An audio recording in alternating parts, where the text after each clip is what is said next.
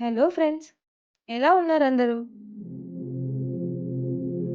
అందరూ బాగున్నారని అనుకుంటున్నాను. బాగుండాలని కోరుకుంటున్నాను.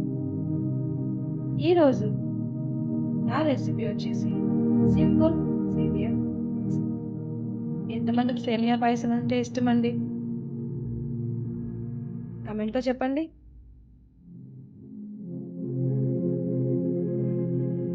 ఈరోజు నేను చేసిన సేమియా పాయసం చాలా సింపుల్‌గా, చాలా తక్కువ ఇంగ్రీడియెంట్స్ అప్పటికప్పుడు ఇన్‌స్టంట్‌గా చేసుకొని హ్యాపీగా తినేయొచ్చు.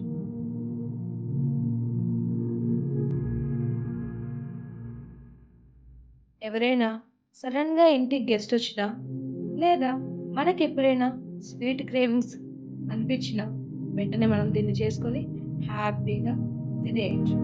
ఎంతమంది నాలాగా ఎప్పుడు స్వీట్ క్రేవింగ్స్ అనిపించినా సేమియా పాయసాన్ని ఫస్ట్ ప్రిఫర్ చేస్తారో చెప్పండి? ఎందుకంటారా? చాలా సింపుల్, చాలా టేస్టీ, చాలా క్రీమీ స్ట్రక్చర్‌తో చాలా బావుంటుంది సేమియా పాయసం. నేనెప్పుడు సేమియా పాయసం చేసినా నాకైతే మా అమ్మ గుర్తొస్తుంది. నేను మా అమ్మ నుండి నేర్చుకున్న సేమియా పాయసం.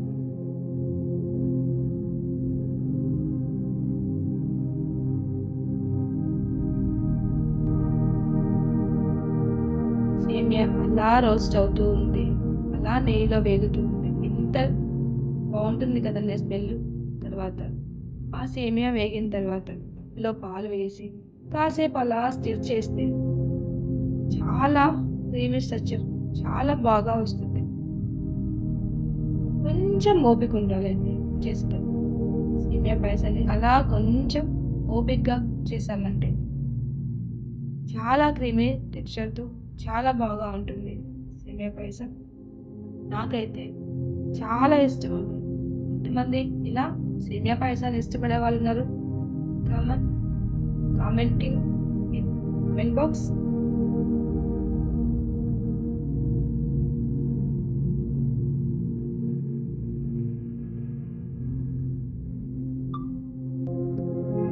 కాస్త షుగరేసి, కాస్త డ్రై ఫ్రూట్స్ యాడ్ చేసి చేస్తే చాలా బావుంటుంది కదా!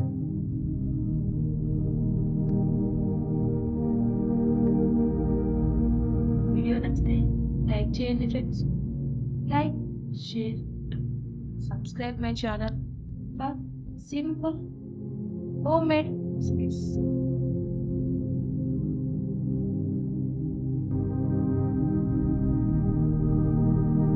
నాకు ఎందుకో అండి ఈ కొంచెం సాఫ్రాన్ ఏస్తే ఆహ్, ఎందుకో ఆహ్, ఆ సాఫ్రాన్ ఏస్తే ఎందుకో చాలా బాగా నచ్చుతుందండి నాకు.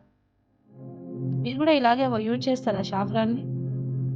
నాకైతే ఆ సాఫ్రాను ఎందుకో చాలా బా నచ్చుతుంది. స్వీట్స్‌లో గానీ, టీలో కూడా నేను ఒక్కొక్కసారి వేస్తూ ఉంటాను. మా ఇంట్లో వాళ్ళు బాగా ఇష్టంగా తాగుతారు. టీ కూడా సాఫ్రాన్ యాడ్ చేస్తే.